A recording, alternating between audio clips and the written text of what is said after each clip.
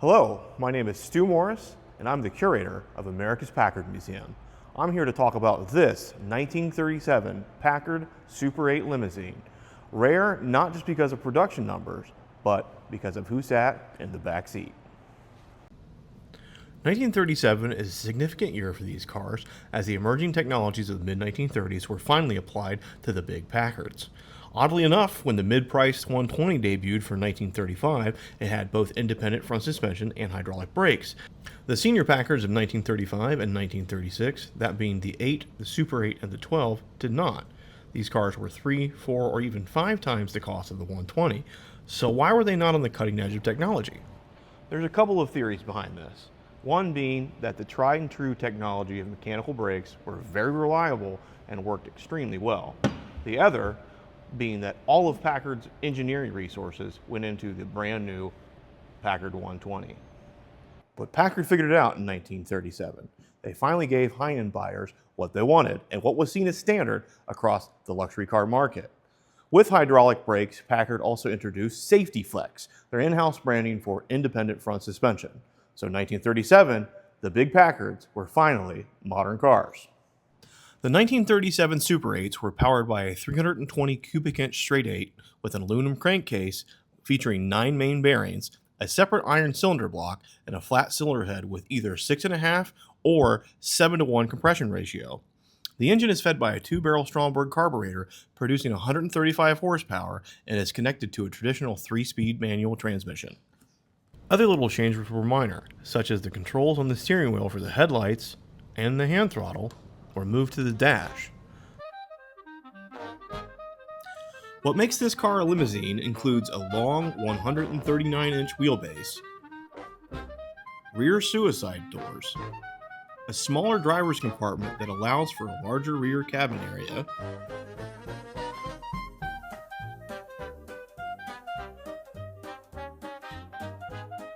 jump seats, and of course, a roll-down divider window.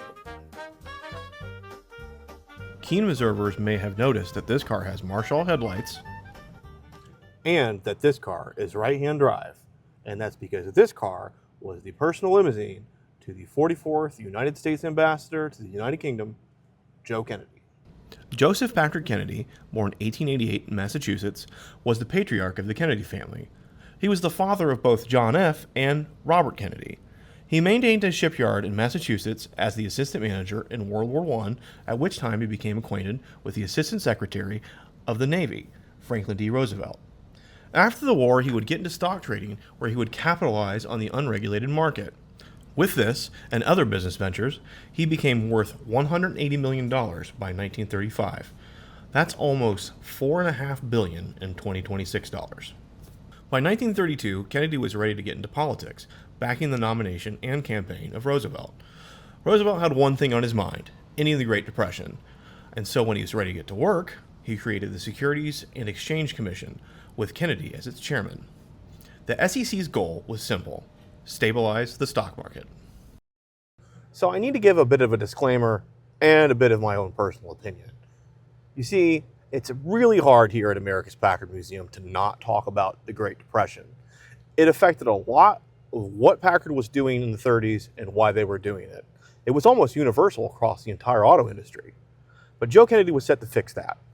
But I find it a little odd that he set to regulate the things that made him so wealthy. However, perhaps it took someone like him that understood why it was so broken in order to fix it.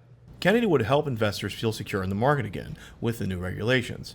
As far as wealthy and wary industry leaders, he would argue that stabilization was better than worker revolution, which was a concern with the perceived success of communism in Russia. It all seemed to work somewhat as the Depression eased in those years. Kennedy would write a book that was titled "I'm for Roosevelt," that explained a lot of these ideas to the people of the United States and played no small part in Roosevelt's re-election in 1936. In 1938, FDR appointed Joe Kennedy to be the ambassador to the United Kingdom, and he used this car to navigate the streets of London. Hence the Marshall headlights and the right-hand drive. And of course, an American would have to drive an American car. So what better car than a Packard? Kennedy would assist the UK during a tumultuous time. The war in Europe had not even been called World War II yet, and he did not want the US involved. This would begin the strain of his relationship with Roosevelt. The final straw was the fall of France in 1940, and he was not convinced that Britain would survive. He was also convinced that democracy in Europe would not survive. So in November of 1940, he was forced to resign. In the end, FDR and Kennedy were just too different when it came to the war. Kennedy thought the best way to lead was to limit risks, while FDR thought it was very important that we shape historical events. I personally think it's important to put a historically significant car like this into context. So if you made it this far into the video, I want to say thank you. I also want to say thank you to Russ Rodriguez for letting us borrow this car. Personally, the 1937 Super 8 is my favorite pre-war Packard. I hope you enjoyed watching this video. For more content like this, remember to like, follow, and subscribe. My name is Stu Morris, curator of America's Packard Museum. Thank you for watching, and we'll see you next time.